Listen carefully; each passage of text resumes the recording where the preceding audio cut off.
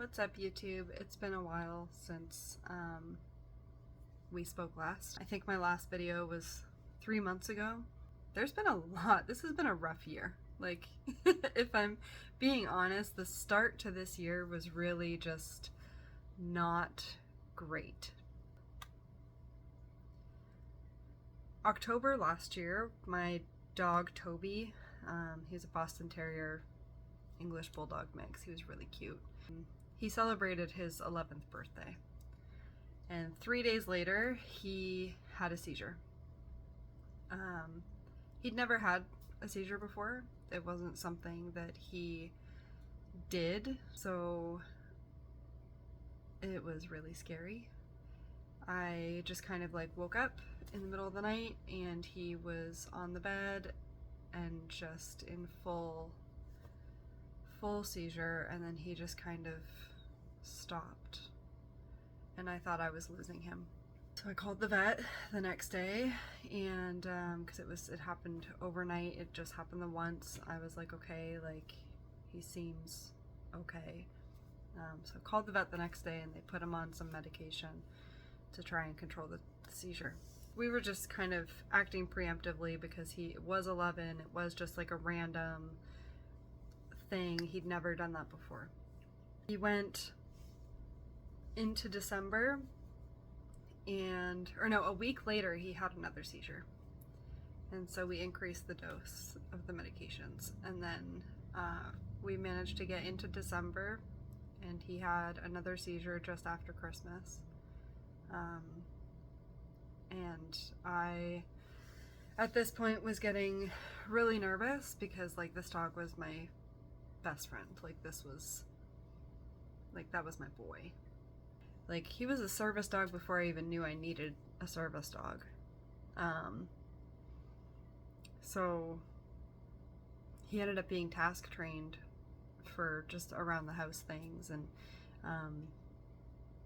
like interrupting dissociative episodes. That was the word I was looking for. He would interrupt those for me.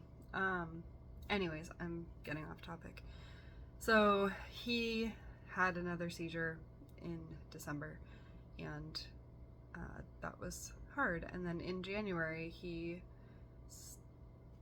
just continued, like, he just kept having seizures. Like, it wouldn't stop. And so we increased the medication until we were at our like max, and then the next move was going to be to put him on a different medication and see if that did anything.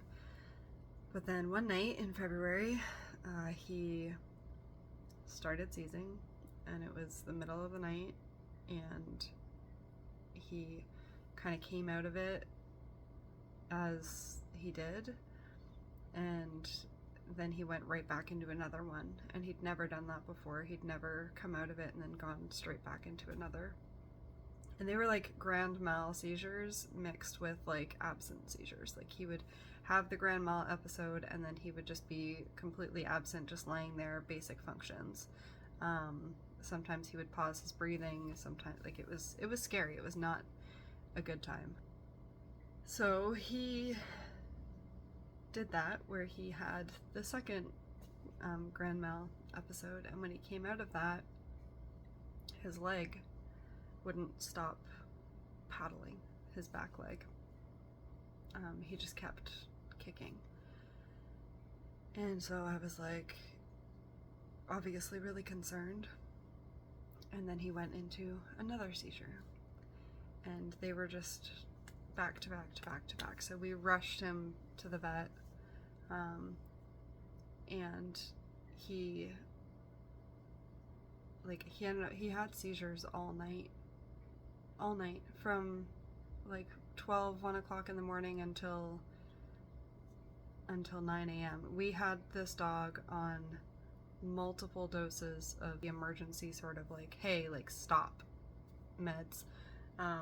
We put him on everything. They gave him everything. They tried everything, and he just would not stop seizing. And so they came into the room, and because I had made a comment that I didn't think we were coming home with the dog, and they said, let's talk about that. And so we made the decision in February to let him go.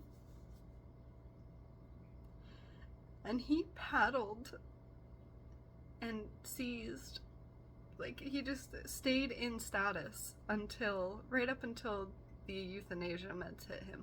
He just continued. Like, so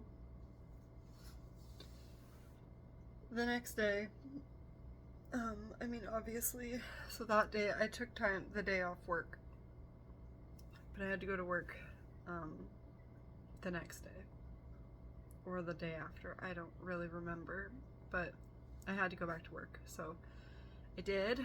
And when I went in, I was handed a paper that basically told me that our store was closing and I would no longer have a job. With Toby seizing the way that he was, like, I had kind of given my boss like a heads up that this might happen, that he might go. He was 11 years old. He'd never had seizures before, and seizure development at that age is not something that is considered like normal. Like, it's not epilepsy at that age, it's usually something else. Not to say they can't develop late stage epilepsy, but it just, for Toby, that's not what it was. It was something else. He was full of cancer, so we kind of assumed that it was probably a brain tumor causing the seizures.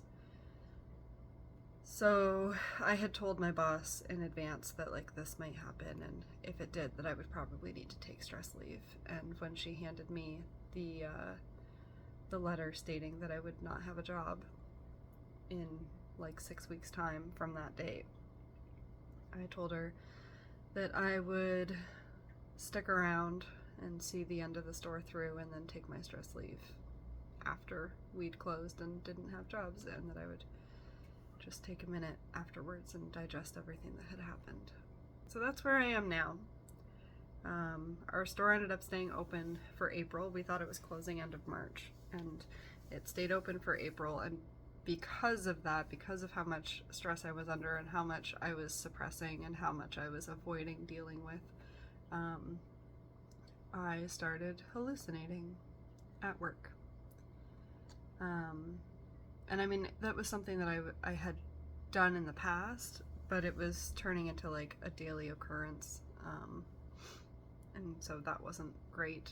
Just for some background context, I am diagnosed with bipolar, so there's some mental health stuff there. It wasn't a good few months. It was rough. So now I'm home, and I'm gonna be here, I don't know how long I'm gonna be home. But while I am, I figured maybe it would be worthwhile to just kind of give myself a place to put all this anxious energy, because since losing my job and losing Toby, like, I've just been really a ball of anxiety. I used to be pretty agoraphobic, and I don't use that term lightly. It's not just oh, I'm agoraphobic and I'm just describing being an introvert. Like, no, I was agoraphobic. You know, wouldn't even open my curtains. And I've come a long way since then to be able to have had a job and be, like, basically functional in society. And I'm just really hoping not to lose that in this transitional sort of period right now, because I have worked so hard to get here, and I can already feel that it's a misstep away. Anyway, I thought while I'm here, I would, you know, dedicate more time to YouTube, and maybe we could do some fun things together. I have a couple video ideas. I do tend to like to dabble in various crafts. That's the update on me. I hope you're doing well, and I hope that life has been good to you.